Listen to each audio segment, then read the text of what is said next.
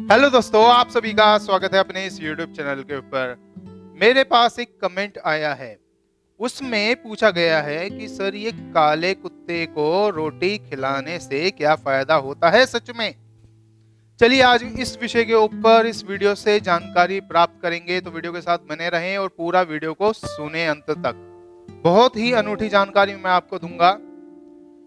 पहली बात, क्या आपको सिर्फ फायदा चाहिए और फायदा मिलेगा तो ही आप करेंगे उस कार्य को, या फिर हम भेद करेंगे सभी के बीच में कि ये काला कुत्ता है या सफेद कुत्ता है? आप सोच के देखिए, अन्य कुत्तों का क्या होगा। ये जो डिपेंडेंसी है कुत्तों की हमारे ऊपर आश्रित है, यहां पर आपको सोचना है कि इंसान ने धीरे धीरे हर जगह पर कब्जा तो कर ही लिया, और नेचुरली ये जो धरती है ये सभी जीवों का वास है, लेकिन इंसान इनको भिन्न भिन्न करता जा रहा है, दूर करता जा रहा है। और अब कम से कम जब सब कुछ हमने ले लिया है ऑलमोस्ट, इन सब से जंगल में हमने शहर बसा दिए, जंगल के पौधों की लकड़ियां काट के हमने फर्नीचर बना लिए, 100 तरह की चीजें हमने कर दी। इसके बाद क्या हम उसे 2 रोटी भी नहीं खिला सकते? ये आपको सोचना है अंदर से। और ये क्या लगा हुआ है कि हमें फायदा मिलेगा?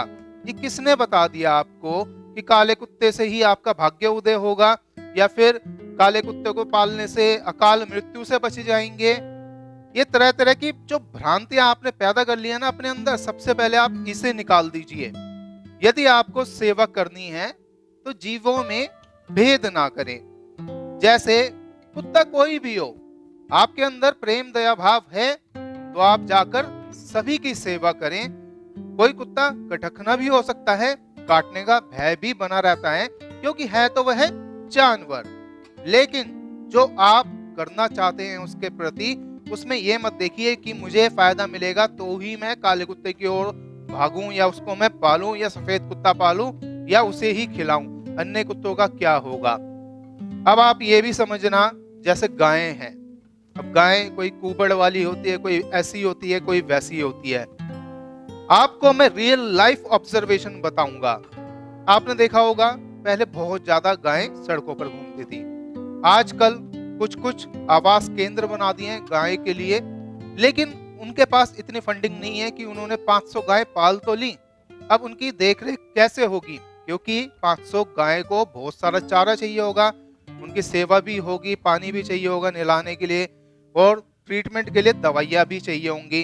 तो अकेला तो कोई नहीं कर पाएगा। तो ऐसे में आप मदद कर सकते हैं, तो सभी की होगी ना उसके अंदर मदद। साथ में आपने देखा होगा, नंदी, जो ये बैल होते हैं, ये घूम रहे हैं, सड़कों पर घूमते हैं। ये भी देखा होगा, कभी कभी ये सींग मार देते हैं किसी में भी, इतना गुस्से में होते हैं। आपने इसके पीछे थोड़ा सा आकलन किया कि क्या वजह हो सकती है? अब वो दर बदर भटक रहा है। मैंने देखा कि एक गली में एक मंदिर है, मंदिर के गेट पर बैल आकर रुका, अंदर कीर्तन चल रहा था। वहां पर शिव जी और नंदी के सामने बहुत सारे लोग बैठकर भजन कीर्तन कर रहे थे। वो काफी देर तक खड़ा रहा, लेकिन उसको पूछने कोई भी नहीं आया। तो जीवित नंदी की सेवा तो की नहीं।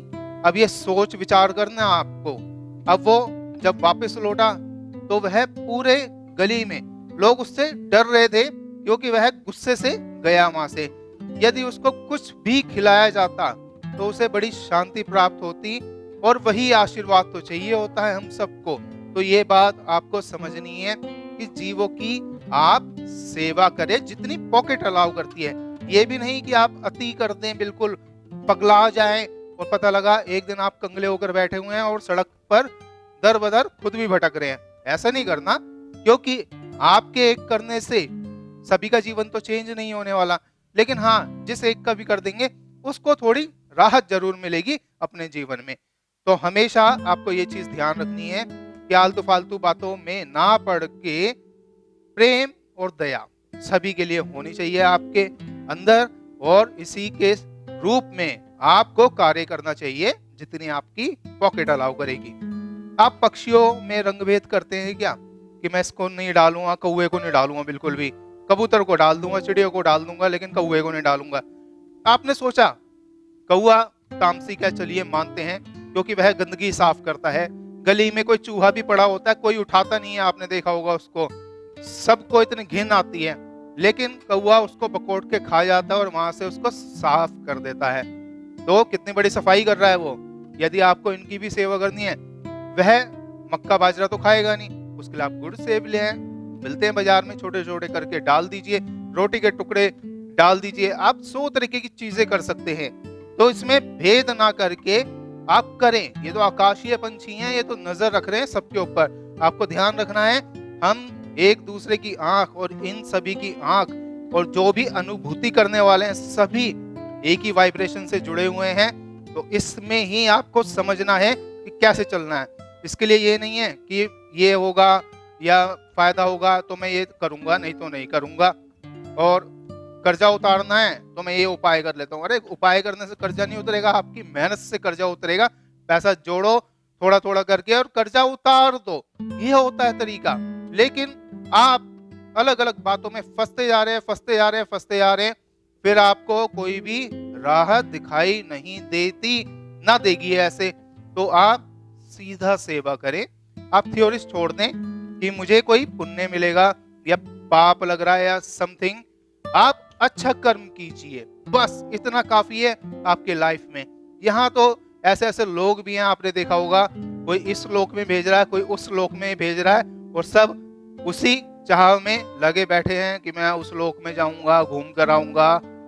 समझ जाना दोस्तों, मनुष्य के लिए मोक्ष की प्राप्ति है सीधा। तो मोक्ष की ओर तभी अग्रसर होगे जब आप इन बातों को समझेंगे, नुकसान कम से कम करेंगे। क्योंकि देखिए, पाप तो होगा ही होगा। आप चलते हैं सड़क पे, कितने छोटे छोटे जो जीव जंतु होते हैं वह मारे जाते हैं, चींटियां मर जाती हैं, लेकिन आप अवॉइड कर सकते हैं जितना हो सकता है। ये नहीं कि उसमें अति भी करनी है हमने, बिल्कुल ऐसे डर डर के ऐसे चलेंगे नहीं। लेकिन जब आपको दिख रही है उस वक्त तो पैर बचा लीजिए, नहीं दिखी वो तो ठीक है, उसके लिए हमेशा परमात्मा से माफी मांगते रहिए कि जो भी कुछ मेरे से हो रहा है मैं जानबूझ के नहीं कर रहा हूं और इसके लिए मुझे माफ कर देना। बस इतनी सी बात स्मरण करके चलते जाएं और कर्म करते जाएं।